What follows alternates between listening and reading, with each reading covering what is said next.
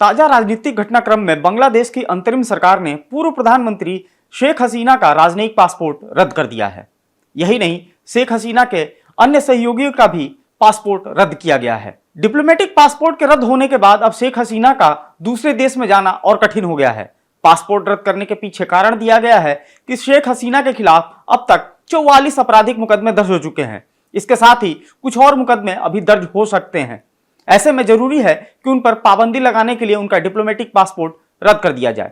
फिलहाल शेख हसीना भारत में है, लेकिन पासपोर्ट रद्द होने के बाद अब कई सवाल लोगों के मन में उठने लगे हैं। मसलन अब शेख हसीना का क्या होगा, क्या शेख हसीना को प्रत्यर्पण का सामना करना होगा, वगैरह वगैरह। आज के एक्सप्लेनर में हम इसी मुद्दे पर बात करेंगे और जानेंगे कि राजनयिक या डिप्लोमेटिक पासपोर्ट आखिर होता क्या है। नमस्कार, मेरा नाम है मार्तन सिंह और आप देख रहे हैं डेली लाइन। बांग्लादेश में तख्ता पलट के बाद भी ना तो हिंसा की घटनाएं थम रही हैं और ना ही पूर्व पीएम शेख हसीना की मुश्किलें ही आसान हो रही हैं। उनकी पार्टी अवामी लीग के कार्यकर्ताओं से मारपीट की खबरें लगातार आ रही हैं। शेख हसीना पर भी कई मुकदमे दर्ज कर लिए गए हैं। इसी बीच खबर सामने आई है कि अंतरिम सरकार के गृह विभाग ने शेख हसीना के समय के सांसदों को जारी किए सभी राजनयिक पासपोर्ट रद्द कर दिए हैं। इसमें शेख हसीना का पासपोर्ट भी रद्द किया जाना शामिल है।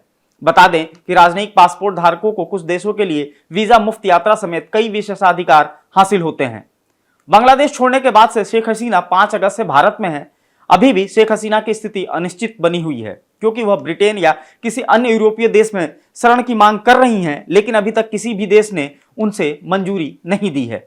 रिपोर्ट की माने तो शेख हसीना का लंबे समय तक रहना भारत के लिए संभावित राजनीतिक जटिलताएं पैदा कर सकता है, खासकर ऐसे समय में जब बांग्लादेश ने उनके प्रत्यर्पण के लिए दबाव डालना शुरू कर दिया है। हालांकि विशेषज्ञों का कहना है कि बांग्लादेश ने अभी तक औपचारिक प्रत्यार्पण अनुरोध नहीं किया है। यदि किया भी जाता है तो भारत उसको मानने के लिए बाध्य नहीं है। दरअसल ढाका में एक भाषण के दौरान बीएनपी महासचिव मिर्जा फखरुल इस्लाम आलमगीर ने शेख हसीना को बांग्लादेश में प्रत्यार्पित करने की मांग की थी। भारत को सीधे संबोधित करते हुए उन्होंने कहा कि हमारा आपसे आह्वान है कि आप उसे कानूनी तरीके से बांग्लादेश सरकार को सौंप दे। इस देश के लोगों ने उसके मुकदमे का फैसला कर दिया है, उसे मुकदमे का सामना करने दें। रिपोर्ट्स के मुताबिक मिर्जा फखरुल ने शेख हसीना पर बांग्लादेश में चल रही क्रांति को कमजोर करने के लिए भारत में रहकर साजिश रचने का भी आरोप लगाया। खैर, ये तो बात हो गई ताजा घटनाक्रम और शेख हसीना को लेकर, लेकिन अब बात कर लेते हैं कि आखिर ये डिप्लोमेटिक पासपोर्ट होता क्या है। दरअसल डिप्लोमेटिक पासपोर्ट को टाइप डी पासपोर्ट भी कहा जाता है। यह पासपोर्ट मरून रंग का होता है और इसकी वैलिडिटी 5 साल की होती है। कुछ मामलों में इसे कम भी और ज्यादा भी किया जा सकता है। डिप्लोमेटिक पासपोर्ट की वैलिडिटी इस बात पर निर्भर करती है कि वह किस व्यक्ति को मिल रहा है और उसका असाइनमेंट कितने दिनों का है या किस तरह का है। डिप्लोमेटिक पासपोर्ट कुल 5 कैटेगरी के लोगों को जारी किया जाता है।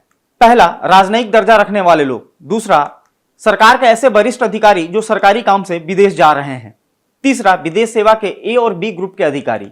चौथा, विदेश मंत्रालय और आईएफएस की फैमिली। और 5वां, सरकार की ओर से आधिकारिक यात्रा करने वाले व्यक्ति, जिसमें केंद्रीय मंत्री, सांसद, राजनेता और उनकी पत्नी आते हैं। डिप्लोमेटिक पासपोर्ट को वीवीआईपी पासपोर्ट भी कहा जाता है। डिप्लोमेटिक पासपोर्ट होल्डर्स को किसी भी देश में जाने के लिए किसी तरह का वीजा के लिए फीस नहीं देना पड़ता है। विदेश में उन पर किसी तरह की कानूनी कार्रवाई नहीं हो सकती है और उन्हें गिरफ्तार भी नहीं किया जा सकता है। पासपोर्ट के नियमों के मुताबिक अगर किसी सांसद को या किसी को भी डिप्लोमेटिक पासपोर्ट जारी हुआ है तो वो अपने निजी कामकाज के लिए इसका इस्तेमाल नहीं कर सकता है। अगर कोई भी सांसद डिप्लोमेटिक पासपोर्ट के जरिए विदेश जा रहा है तो उसे सदन के सेक्रेटरी जनरल को इसकी सूचना देनी होती है। अपने विजिट का उद्देश्य भी बताना पड़ता है। विदेश मंत्रालय के मुताबिक यह सूचना कम से कम 3 हफ्ते पहले देनी होती है। सदन से पॉलिटिकल क्लियरेंस के लिए भी ऑनलाइन आवेदन किया जा सकता है। डिप्लोमेटिक पासपोर्ट कई परिस्थितियों में वापस भी लिया जा सकता है, जैसे अगर किसी को डिप्लोमेटिक पासपोर्ट जारी किया गया है और वह कोई गलत सूचना देता है या किसी आपराधिक मुकदमे में उसे सजा होती है या उसके खिलाफ कोई आपराधिक मामला लंबित है, तो पासपोर्ट ऐसी सिचुएशन में वापस लिया जा सकता है।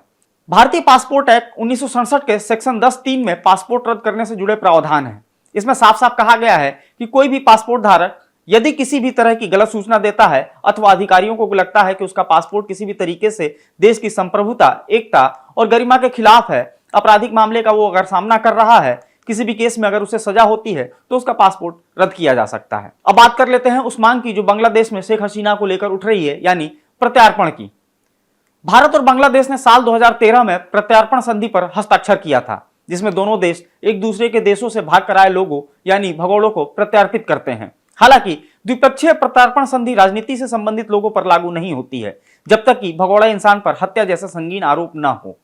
हालांकि अभी शेख हसीना के प्रत्यार्पण की मांग भारत के सामने नहीं आई है, लेकिन अगर ये मांग आती है तो बांग्लादेश की इस मांग को भारत प्रत्यार्पण संधि के अनुच्छेद 8 का हवाला देकर इनकार कर सकता है।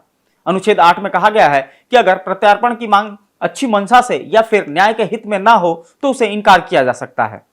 बीएनपी की मुखिया पूर्व प्रधानमंत्री खालिदा जिया का कहना है कि शेख हसीना के अपराध प्रत्यार्पण योग्य हैं, इसलिए उन्हें भारत से वापस बांग्लादेश भेजा जाना चाहिए। शेख हसीना के प्रधानमंत्री पद से इस्तीफा देकर देश छोड़ने के बाद खालिदा जिया को हाउस अरेस्ट से रिहा कर दिया गया है। आज के वीडियो में फिलहाल इतना ही। आप फॉलो करते रहिए हमारे डिजिटल प्लेटफॉर्म डेली लाइन को।